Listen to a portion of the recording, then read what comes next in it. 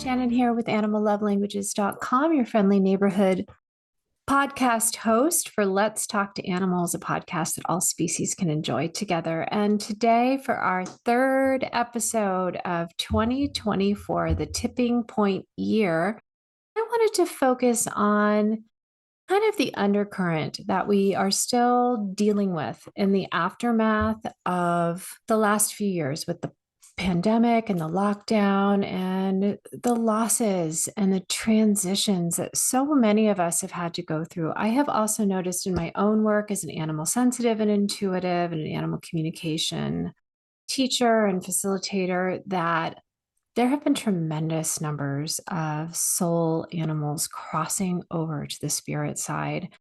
Those of you who have been a part of the Let's Talk to Animals community for a while now are aware that this month, last year, my own soul pet of 24 years, my precious cockatiel Pearl, transitioned. It was very sudden. It was extremely unexpected. It was wrenching. It was just one of those things where I felt like somebody had gone in and just forcibly extracted my heart and several of my limbs. I was walking around feeling like I was only a half of who I am. There really are no words. And those of you who have gone through that grief process, that especially a sudden grief process with anyone you love, human, non-human, any species, you know, I don't have to try to put it into words. You know exactly what I'm talking about. And you know how it feels like you're walking around, but you only have one of your legs, or you only have one of your hands. You only have a brain and no heart, or you only have a heart and no brain, and everything hurts. And you wake up and you've been sleeping, and you wake up and you have to reorient yourself each and every morning and think, wait, what's wrong with this picture? I don't feel like myself. I'm not myself anymore. I don't know who I am. I don't understand any of this. And that is that grief process, that traumatic experience that affects us on all levels. It affects us physically, it affects us emotionally, it affects us intellectually, it affects us relationally, it affects every aspect of us to the point where we can feel paralyzed and just really stuck, or we do something that I have done in the past. In fact, this was how Pearl and I met, is I had lost my very first cockatiel. I've always loved parrots. I've always craved avian company. I've always needed to have a parrot in my life. Life without feathers for me is no life at all. And so when Jacob, my first cockatiel, passed after only 3 years of being with me, and I found out he had a congenital kidney defect and he was never going to make it, and it wasn't caught when he was hatched, and it was just traumatic. I mean, a year and a half of our life together was spent rushing back and forth from the vet, not knowing what was wrong. Of course, avian medicine has come a long way since those days. And yet, when I was left alone in the aftermath of Jacob's passing, I decided that I was going to put a wall around my heart. And I was not going to let any other animal, anyone ever in again. It just hurt too much. It hurt too much. And if you've ever lost a soul pet, somebody that you really feel bonded with, somebody that comes into your life at a moment when you feel like you can't breathe and they open up your world again, and you think every day, I can't ever be without this other being. And then suddenly their body is not there. You know exactly what I'm talking about. And so I decided there was absolutely no way that I was ever going to let that happen to me again. I would rather be half a person than ever open myself up to love again. And thankfully, I have parents who loved me, and they lured me to a PetSmart back when PetSmart still sold cockatiel babies. And that's when I met Pearl. And I won't go into the whole story now. I've shared it in other episodes. And you can also head over to my website, animallovelanguages.com, and you can read our story. I wrote a story called Love and Feathers, What a Palm-Sized Parrot Has Taught Me About Life, Love, and Healthy Self-Esteem. And I share the wisdom of my soul bird. And you can find your own soul pet relationship expressed most likely through the pages, through some of the stories, and you can start to contemplate all of the lessons that your animal love has taught you as well. But long story short, to just share that the grief response, especially in those trauma moments when maybe we're expecting it at some level of our being, but we're not tuned in, we're not really dialed in to our intuition, to what it's telling us, to how it's trying to give us a heads up, to alert us, to ease the grief onslaught a little bit. And that's, of course, what we've been talking about in the last 2 episodes, is really kind of tuning in, trusting, and following our intuition.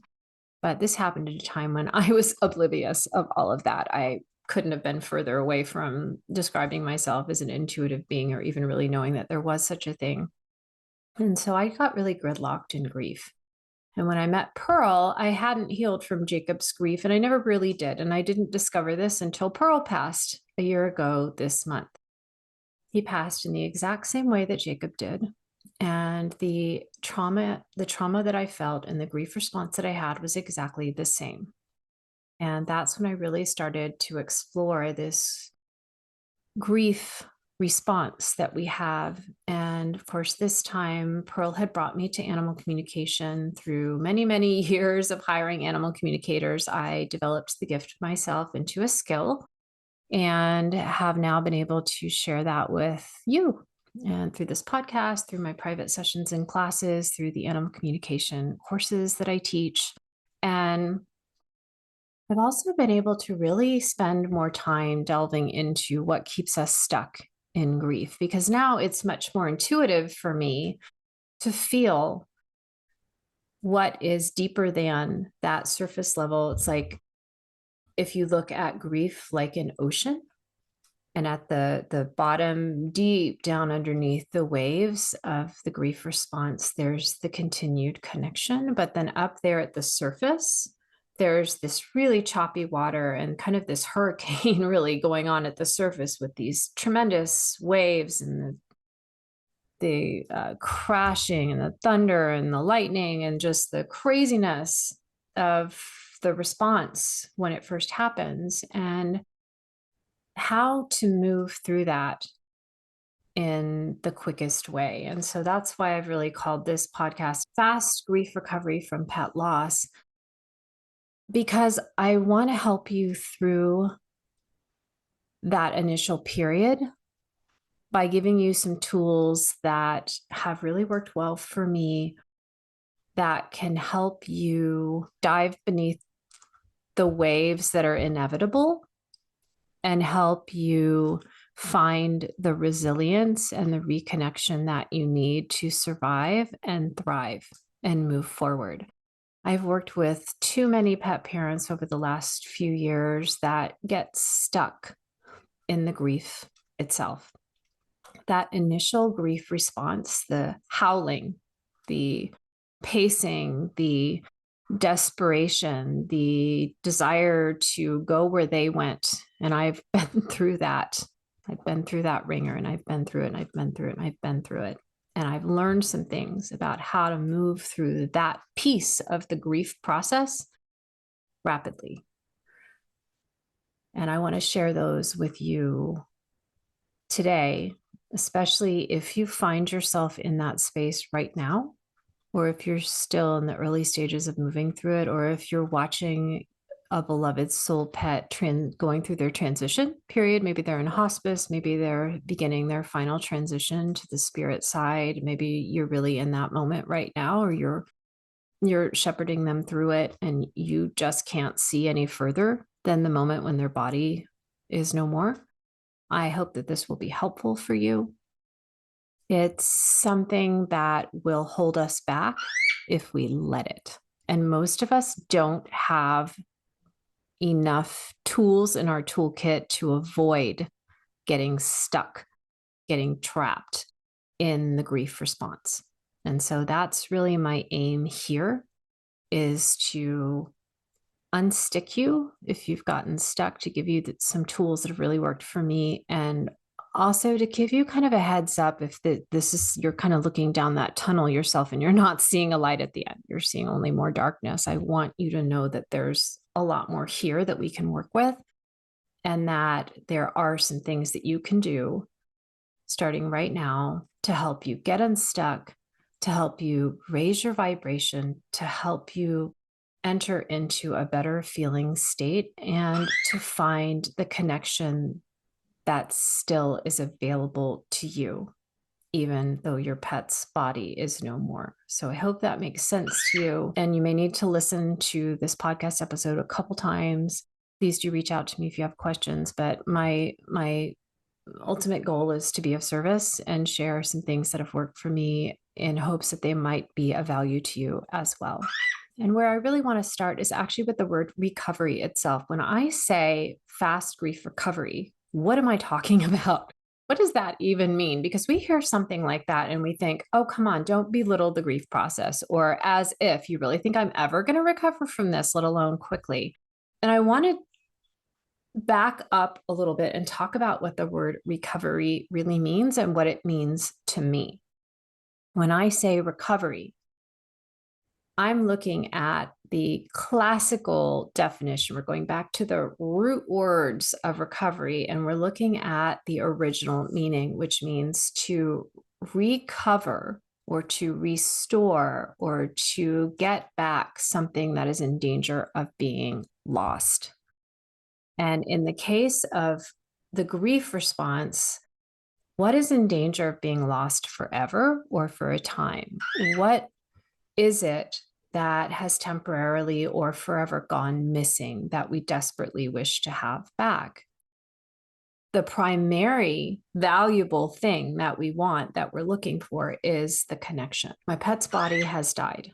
My pet is no more. I cannot see them. I cannot smell them. I cannot hear them. Maybe you hear a whine or a bark or a chirp at night, but for the most part, they are not accessible to you in terms of interacting with them through your outward facing physical senses. And if you want to know more about that, listen to the last podcast episode, the one just prior to this, where I talk a little bit more about the series on intuition. I talk a little bit more about outward facing versus inward facing sensory abilities. But what we're looking at with recovery is we're looking at the act of rescuing, of saving from danger, of restoring back to connection, back to sanity even. I'm so grateful that my mom asked me to move in with her after my dad died and she had a hip replacement and needed help with the house, because she has helped me so much.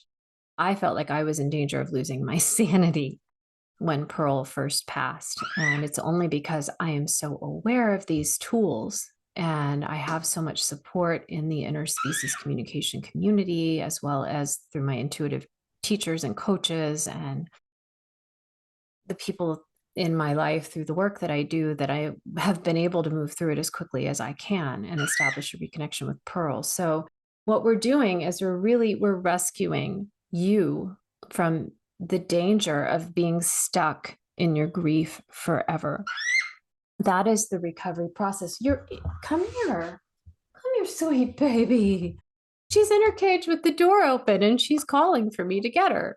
So of course, this is Miss Petal. For those of you who are new to Let's Talk to Animals and you haven't met her, she is the reincarnation of my full bird Pearl, right? And that's a whole other story that we talk about last season for Let's Talk to Animals. You can look that up in the past episodes. But for here again, for recovery, we're talking about to return you back to an operational state, to recover what is in danger of being lost temporarily or forever, to give you the tools that you need to go on with your life and to weather the storm that must come, that is here for some of you, and still find your way through, and maybe even surprise yourself, hopefully surprise yourself with some of the new experiences that come your way that only the grief process makes accessible to you. For me personally, and I'm just looking back at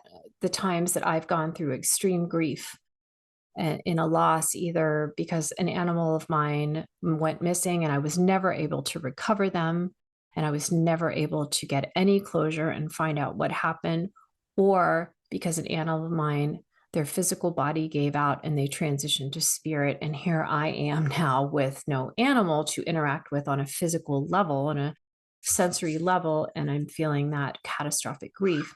So the very first tool that I encourage you to make full use of is acceptance. And this is what I call the oh shit response. Excuse me for I'm pretty adult language friendly in terms of like, yeah, I know all those words and I say them sometimes more than other times, but this is the oh shit response. I'm just going to be plain with you. You see the storm. It's like here in Houston, we have hurricanes and they can be big ones. And my parents' house flooded in Hurricane Harvey, which happened in 2017. We know the hurricane full good and well. We look out and we see it. You see it. So if you live in an area that has, some cataclysmic disaster, natural disaster from time to time, earthquakes or typhoons or nor'easters or whatever they are, then you know what it is like to look out and see it coming. And even if you don't particularly see it coming through a pet in hospice and your pet has transitioned, suddenly there it is. All of a sudden, it has rolled in overnight and it is here. And you're looking at it and you're like, there is no way I'm going to survive this. And you're also aware there's no way out but through. And there's a part of you. This is the part I want you to really get in touch with. There's a part of you that's saying, I don't want to feel that. I do not want that. I did not order that. I am not doing that. And that is the part that you have to make friends with. And you have to say, I hear you. I don't want this either. You almost kind of have to do some inner child work and you have to go, I get it. Like, this sucks. This sucks. I'm going to have to feel things I don't want to feel. I'm going to have to go through the dark night of the soul. I'm going to have to go into that dark tunnel and I cannot see any light at the end. I don't want to do it. And that is what you have to accept. This is happening, like it or not. And then this is when you can feel your inner spirit fire up a little bit and go, okay, then this is going to suck. And this is when you get to make a decision. Are you going to be hard on yourself? Are you going to treat yourself like public enemy number one? Are you going to fight the fact that you have to go through this all the way through? It's like a dream that one of my mentors, my meditation mentors, had. And she said in the dream, she was in the ocean with a whole bunch of beings. Some were human, some were non-human. And a big storm came up and she was on the surface and the waves were crashing and everyone was struggling to get back into shore. And all of a sudden, her intuition told her to just sink down underneath the waves. And as she did this, she just took a deep breath, sunk down underneath the waves, and allowed the current to carry her into shore. And when she got there, she saw all of her compatriots, everyone else who'd been in the water with her, they had all made it. And yet some were relatively unscathed. They were okay, like her. And some were just broken and battered because they had tried to ride the waves and the waves had broken them. And so what I'm encouraging you to do is to see the waves and to go, one way or another, I need to get back to shore, and allow yourself to find the most easeful, the safest path. And the safest path is to be kind to yourself, to be very, very kind. That means putting on hold anything that's optional. You'll know which ones are optional. The things that you think, oh, I really can't reschedule that. Chances are really good that you can. Just being kind, just deciding this is going to suck more than anything's ever sucked in my life. And I don't want to do this. Well, okay, then. It's kind of like a decision I made many years ago when I was still trying to recover from anorexia and bulimia. That's a 20-year battle. That's a whole other story and a whole other line of work that I used to be in. But at one point, I decided that if I was going to have to spend 24/7 with myself for the rest of my life, I wanted to be fun to hang out with.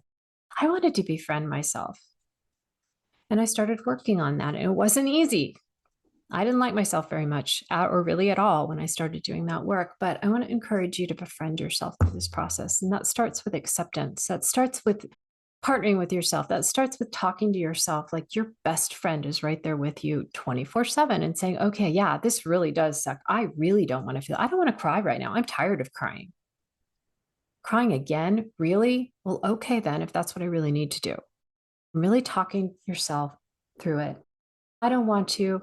This sucks. Oh shit. Whatever it is you need to say all the adult words, whatever you need to do, and go through it step by step, being as kind as you can possibly be to yourself.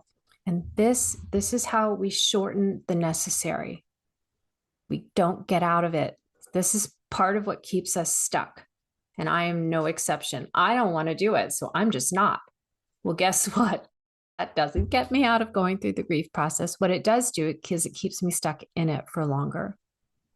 So partner with yourself, be kind to yourself, cancel whatever is humanly possible to cancel. The next tip as you start that process is to move.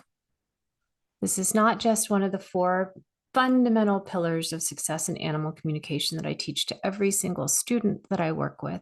It's something that I teach to every single pet parent who comes to me for a private session for pets in transition or pets in spirit, where they're really going through the grief process and they just need someone to hold space. They need someone to help them reconnect. They need someone to talk with about it. Hopefully someone that can equip them with some positive tools to get through what you don't think you can get. The unget throughable, I guess, is the that's not really a word, but that's what it feels like. So one of the fundamentals is to move. Why? Because your lymphatic system that is responsible for moving toxins out of your body, stuck energy in your body, excess cortisol, the hormone our body secretes in response to extreme stress, that lymphatic system doesn't have a pump. The only pump that it has is us moving our body. And so if you feel worse and you don't want to feel even worse, you will give yourself the gift of getting up and moving. Even if it's just to go to the bathroom and back and then to crawl back into bed. Go walk around your house, go make a cup of tea, stay hydrated. If the only reason you move is to keep hydrating and then go pee it out, then keep hydrating and go pee it out. But just keep, you've got to move.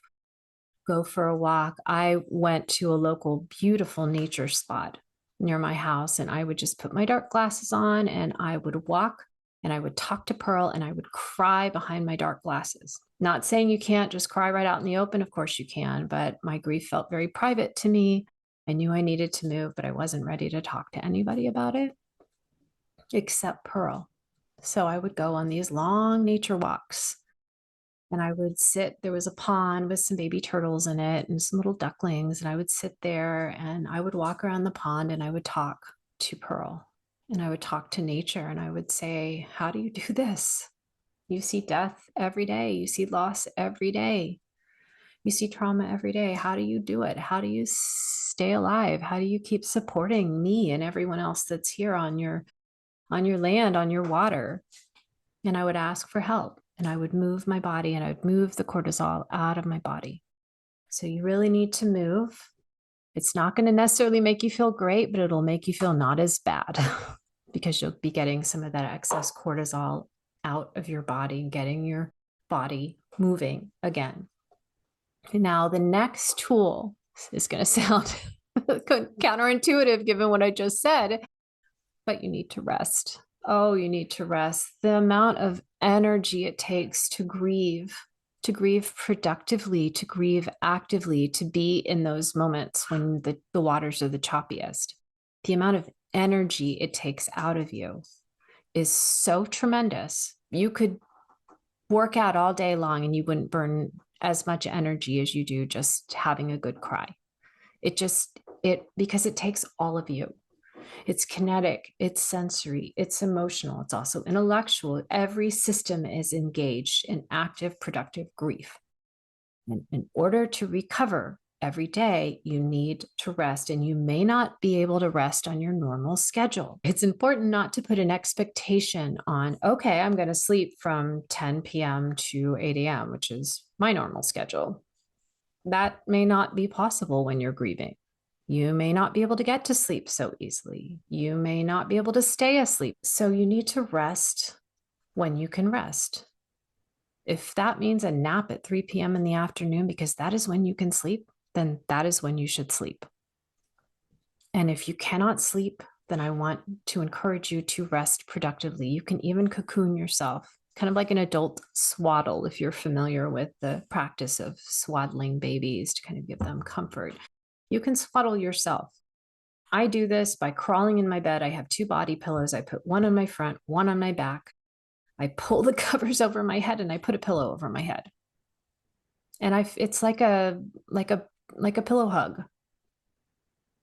And it makes me feel safe.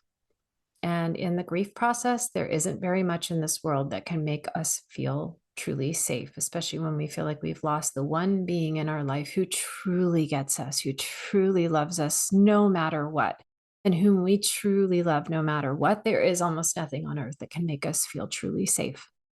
So we need to just do our best. We need to approximate feeling safe until we can recover that which is in danger, which feels like it's in danger of being lost. And so this rest, if it means I've got this big comfy chair, if you're watching the video version, you can see it just past Petal's enormous cage, and I curl up in that. It's a lazy boy, so it kicks out into a full-on lounge, and I get one of my big cushy pillows, and I love soft things, and so cuddly things, and so I get in there and just cuddle up, and I feel held, and I feel as safe as it is possible to safe when grief is active. So that I really encourage you to do that when as often as you can, and just be so gentle and kind to your every system in your body, your physical system, your emotional system, your intellectual system, your relational system. They're all in crisis, and tend to them, tend to them, tend to them, tend to them, tend to them. They need you. The 4th tip I want to share with you to get through the grief process as fast as you can, as fast as is possible, is to connect, or should I say reconnect. One of the things that our fight, flight, freeze, tender, befriend system does for us, it's trying to help us. Its intention is to help us, is it shuts us off. It connects, it closes all the storm doors. It goes down into the basement or the cellar, or it holes up in the bathroom. If you live here in the South in hurricane season, we don't have basements. So we're told to go into the bathroom and shut the doors and climb into the shower or the tub, because that's the most secure spot. And so that's what our fight, flight, freeze, tender, befriend system does on our behalf when we have an extreme trauma response. It shuts the storm doors on all sides, above and below and on all sides, and cuts us off. Everything suddenly feels threatening. Everything suddenly feels unsafe. Everything suddenly feels extremely painful and traumatizing. And so it battens down all the hatches and sequesters us. And we're isolated and we're safe. In theory, we don't feel safe, but we're also disconnected. And that's not a sustainable place to be. And so there are 2 levels of reconnection, of connection. Well, 3 really. And we've been talking about level 1, which is reconnection with self, reconnection with you, partnering with yourself, befriending yourself, really just showing up for yourself and being really, really brutally honest. Yes, this sucks. No, I don't want to go through this. Okay. And then just step by step by step, accepting, showing up, feeling the feelings, and going through the thing that we didn't think we could survive. And trust me again when I share that I've been there many times, and I was there a year ago this month, and I flew through, not to be too cheesy of an analogy, but I flew through the grief process. And that doesn't mean I don't still have days where I cry about Pearl. He's buried in the backyard. And every day when I go outside and I see where his little spot is, and I say, I love you, I love you, I love you, I love you, I love you. And there are days when Petal, his reincarnation, is just acting up and being her crazy baby bird self. And I go out there and I say to Pearl, who was 24, and was very sedate and would just sit on my shoulder and just support me all day long. And he was there. I mean, he'd be just sitting here on my shoulder for all of my podcasts and everything I did. All the times that I would teach my sessions, I would say, I miss you so much.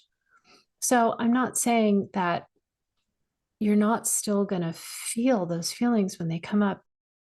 There is no such thing as recovery from grief in the sense of I'm going back to a place where I was before, or everything's going to be normal again. Our life, our heart has been profoundly changed. That's part of the price we pay for being in these 3D physical bodies. When there's a transition and someone we love is now disembodied, is on the spirit side, that is profoundly changing for everything that we know, all of who we are. It changes everything in our life, including how worried we are about dying. There is a part of me that cannot wait to get back home, what I consider my home, my vacation home. A lot of animals tell me it's like their vacation home. It's a very familiar spot. It's a spot that they go back to rest and recharge in between incarnations. It's a place that they know well and they do not fear going to. They look forward to it on some level. And it changes our relationship with everything about ourselves, about life, about what we perceive that life is or it isn't, about what's possible in terms of staying connected. We have to recognize that. You have to recognize there is no going back. There is no, I'm going to bounce back from this. No, you're not. We're not going backwards here. We're going forwards. Forwards is always going to look different. It's going to feel different. Accepting that is part of that first process I'm talking about, where we rest and we move and we befriend ourselves and we say, okay, what's next? And life is happening for me to evolve me, to grow my resilience, to grow my empathy, to grow my humility, to grow my capacity to love and be loved, to grow my courage, to grow my compassion, grow my ability to be of service. There are so many lessons packed into the grief experience, none of which we ordered, we think, none of which we wanted, we think. And yet these soul contracts exist and they've always existed. And that's why we love our pets so much and they love us so much, is because we have a soul contract that we agreed to before we came here. And that would include this ripple effect and the gifts that we didn't think we wanted. And there's a part of our 3D self that will never want it. I never, ever, ever want Pearl to be gone, even though I have him back in the form of Petal, and it's wonderful, but it's also really different. And I talk a lot more about pet reincarnation last season, at the end of last season. So if you want to learn more about that, and what it's really like, and what pet reincarnation looks like, and what it means, and how it feels, you can head back over to those episodes. But for now, I want you to understand that there is still a necessity of reconnecting. Now, depending on kind of just your personality type and the relationships that you have and how you're, what feels good for you in your world, reconnection may not look like talking about your pet's passing. I know a lot of the pet parents I work with, maybe I've worked with you, and you may not have people in your life that are comfortable talking about pet death, that may not regard it as equal to human animal death, that may not understand why you are so upset and why you are so sad and why your heart hurts and all of that comes with the territory. And so don't talk to those people. You know who they are. Don't tell them. Don't say anything. If they ask, just say, thank you for asking.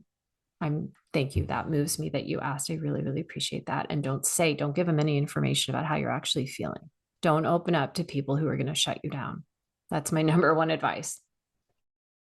But reconnect with anyone who will support you. And if that means having a pet session, I have many pet parents who they cry, because you need to be with somebody who gets it. I needed that.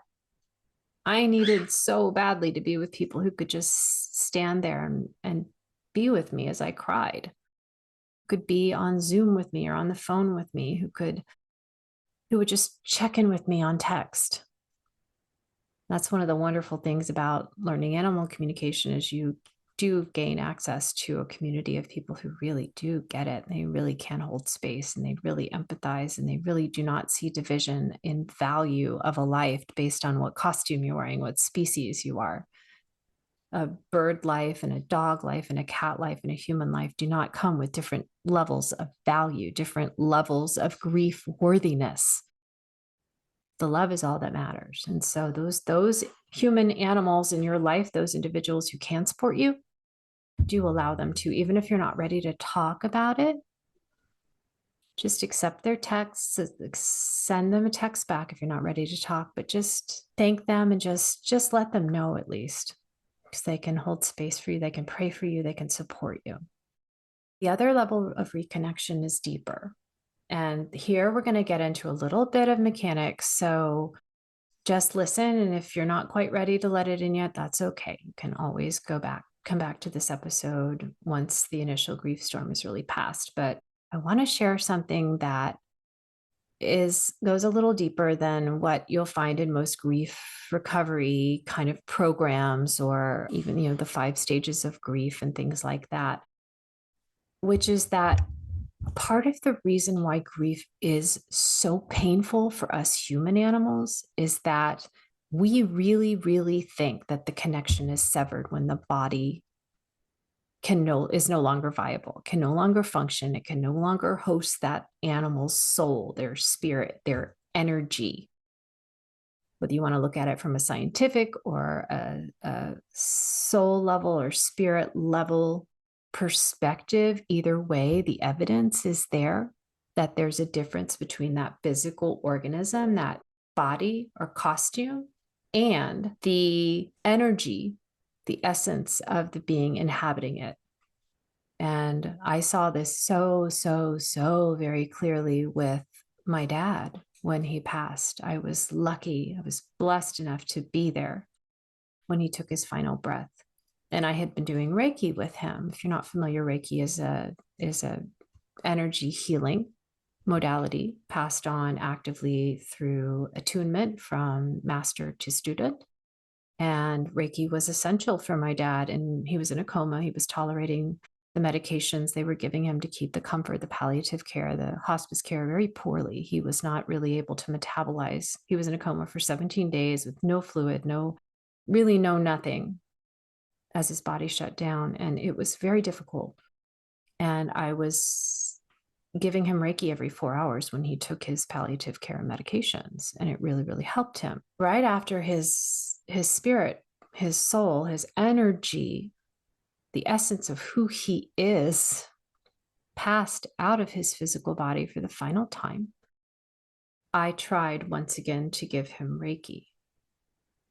It was profoundly different. There was no energy in the body to interact with.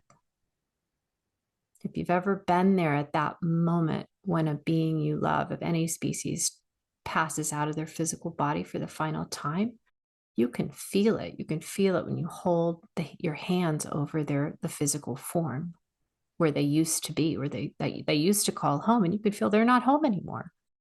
There's a profound difference between the body, the physical organism, the container, the costume, the home, the mobile home, if you will, and the being that dwells there.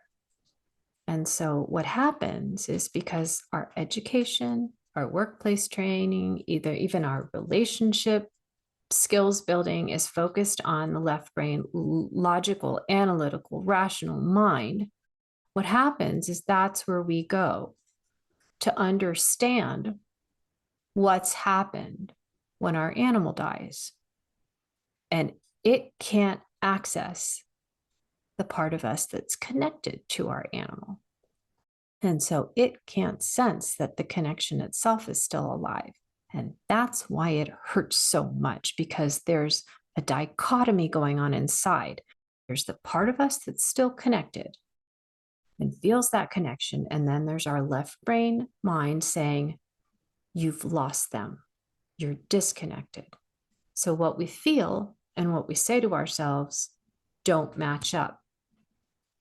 And because most of our education and training and our indoctrination, our culturalization is all about blaming the mind, the left brain, logical, analytical mind, and discounting or even actively ignoring and discounting everything else, our emotion, our relationships, our soul contracts, by which we mean those people and beings that you meet and you just feel connected and you're like your best friend since yesterday and you don't know why. And it's just, that's a soul contract. We have no explanation for that through the left brain, logical, analytical, rational mind, but it exists. Everybody has these experiences. You just meet the pet and you just know that they're the one. You just meet a new friend and you just feel connected, and other people you've known them for 20 years and you never really get beyond hello and you never feel really comfortable or enjoy each other's company all that much. That's soul contracts in action. And so we've got this dichotomy going on inside, and it's this fight of who's telling the truth. And because we default to believing our left brain mind, we're in a lot more pain than we need to be. We're stuck in the grief. When in reality, all the rest of us are saying, you're still connected. There's just no body anymore. There's no body to interact with. And their bodies are really cute. And they're wonderful. And we love them. We're really, really attached to the body. And that's normal and that's natural. And that's part of the temporary storm, that major storm that we have to go through. But what we're recovering, what we're in danger of losing forever, is the connection, energy to energy, soul to soul, the bond that was never broken. It can't be broken. It's been there since before we met. Otherwise, we would never have known them. We wouldn't have recognized them. We would not have said yes. Without the bond, there can be no yes. Soul contracts come in all shapes and sizes, all flavors. Some are very fleeting, kind of like that old cliched saying, friends for a reason, season, or lifetime. Soul contracts are the same. Some are temporary, some are meant to last forever. Some of my animals may outlive me. They're called legacy pets. That's a soul contract. Let me tell you, that's a really special one. And I'm in charge of planning out for someone's well-being that may outlive me. That's tremendous. Just like when you have a child, in most cases, you look at these soul contracts and you say that connection has always been and is now and will always be. And yet the left brain mind is saying, oh no, the body's gone, therefore that's it. You got to get over it. And you got to be without this love bond, this narcotic of love. It's like cocaine or opium in the brain. It's just so powerful. So when we think we've lost it, we go crazy and we're in danger. And that's what recovery is. We are recovering that which was almost lost forever. And when we get stuck in the grief process, it's because we've either convinced ourselves, we've allowed others to convince us that what is absolutely necessary for our basic well-being, for us to go on in life, we've allowed ourselves to be convinced that it is lost forever. And we think we can't go on. And so we're gridlocked. We're like, I'm still here. I'm still breathing. I still have to go to the bathroom, but I'm not home. I don't want to go on. And so we've got to get back to this place where we recognize that the essence of our connection is unchanged. If anything, that it's been elevated. We now have access to a higher vibration frequency. We have access to a whole new level of love and connection. We're going to learn a whole heck of a lot about what is possible if we open up to what's truly true, which is the body is no more. It was no longer habitable for some reason, and so it shut down, and its occupant, who is the one that we love, has moved addresses and is now in a different place. And what can really help here, and this is where I kind of want to leave you for this episode, what can really, really help here is to spend some time.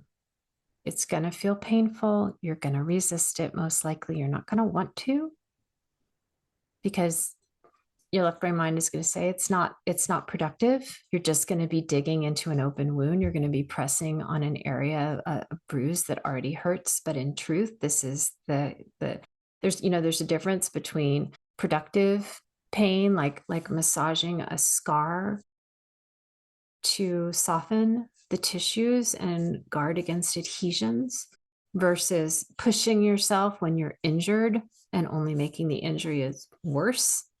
So here what we're doing is we're massaging that tissue to prevent an adhesion, preventing an emotional adhesion, preventing you getting stuck in a trauma response. And we're saying to prevent the adhesion, what you need to do is spend some time feeling the love that you feel for your animal as much as you can.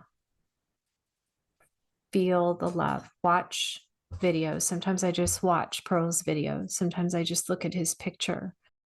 I have his picture every animal communication session I do, his picture, even though I have Miss Petal with me and I love her wholeheartedly. And I know who she really is. She's still quite different in many ways from Pearl, the Pearl that I lost in his personality. And so I have his picture right behind my laptop. I'm looking at it right now. And when I'm connecting intuitively with your pets, I'm first and foremost connecting to the love that he and I share. I'm connecting to that timeless, soulful, endless love, the soul contract bond that we share. And that brings me the thing that the drug of choice that I think my left brain mind thinks I've lost. It brings it back. I have it again. I get another hit. To put it in really blunt left brain language, there's a part of your whole neural system, your electrochemical system, that is reacting like a drug that you're addicted to has suddenly been withdrawn. And it is so super painful, not just psychically, not just emotionally, but physically. This is why so often grief actually hurts. This is another reason why we need to move and move the cortisol and just stretch, even as I talk, and some of my own feelings of grief. And we go back into those memories, and it hurts. It hurts. It's supposed to hurt, because at the neurochemical level, your left brain mind has convinced you that your supplier skipped town and you're not getting any more of your drug and you're going to die without it. This is how we get it back, or recovering what is in danger of being lost forever, which is an endless supply of the only drug any of us really need to live and thrive, which is connection. It's that feeling of unconditional love that our pet gave to us and we give to them. And we first and foremost, we enjoy it together. We both tune into our personal experience of unconditional love, and then we enjoy sharing it with each other. And so when you watch videos, when you look at pictures, when you create a special area, don't give away everything all at once unless that just really feels right to you. Save some special things, and they don't have to be glamorous things. I saved Pearl's old seed bowl and his tattered old canisters that I used to keep his food in, things that were just daily life ritual things for us. And I kept them, and I'm so glad I did. It's been more than a year. Petal is about to turn 1, and she was laid on December 22nd. She was hatched on January 16th, and Pearl died on January 8th of last year. And so the timing is just so amazing to me. I look back, and all this evidence existed that my life was still in motion. There was no drug withdrawal that was going on. It was all right there, but there's this whole process that we have to go through, and we don't understand it. We have not been trained in it. And if you're like me, here in the West, in the United States, we live in a culture that is very much opposed to discussing it. I actually joined a death cafe for a while, which is a positive discussion group around death. It's not a grief recovery support group, but it is a place to discuss death and not have everyone, run away from you or change the subject or look across the room and think they see someone they know and race away. So the recovery is the reconnection. Reconnect with the love that you feel. Reconnect with the love bond with your pet, and then start to talk with them. time and time again in pets and spirit sessions that I do, the animal will say to me, tell my mom or tell my dad to talk to me just like they used to. Tell them to go on the walks that we used to go on and still point out all the things that we used to see together. Tell them to share everything with me, including how much they miss me, how much they miss my body that they used to love to see and to cuddle with and to pat and to tend to. Don't stop talking to me. I'm still here. Still ask me for guidance. Still ask me for help. Still ask me what I need. Ask me what it's like where I am now. Ask me, write me letters if that's the way. You can speak it into a voice app. You can write longhand. You could type on your computer. You can share everything with me just like you used to. Let me back in. Let me in. Share your life with me and ask me about mine, because my life goes on too. I have so much to share with you, and I'm learning so many things that I want to share with you. So reconnect at this deeper level. And this is what brings us through. This is where I'm saying fast grief recovery. We're recovering what is in danger of being lost forever, which is the love bond, the unbroken connection. We're in danger of allowing our left brain mind that only can dwell in two places, the past and the future. It's never going to be here in the present, which is where the love is. We're in danger of letting our own left brain mind convince us that we've lost something that we cannot live without. And that is when we get stuck in grief. So reconnect, and you will recover the valuable, the invaluable, the pearl of great price, the precious, the one possession that you have that you cannot live without. You'll recover this, and this allows you to continue.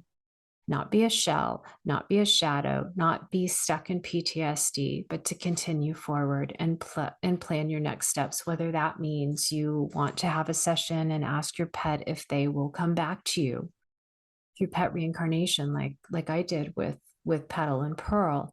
I've helped many clients through this process, whether it is to discover the animal that you have your next soul contract with, whether it is to ask your animal and spirit for guidance on what is next for you in your life, and to reconnect and to hear how their life is going as well.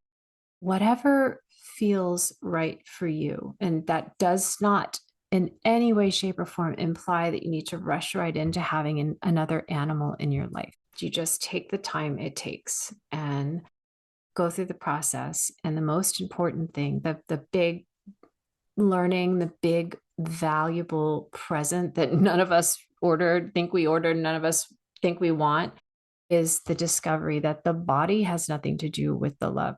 The body has nothing to do with the connection. The body has nothing to do with the relationship.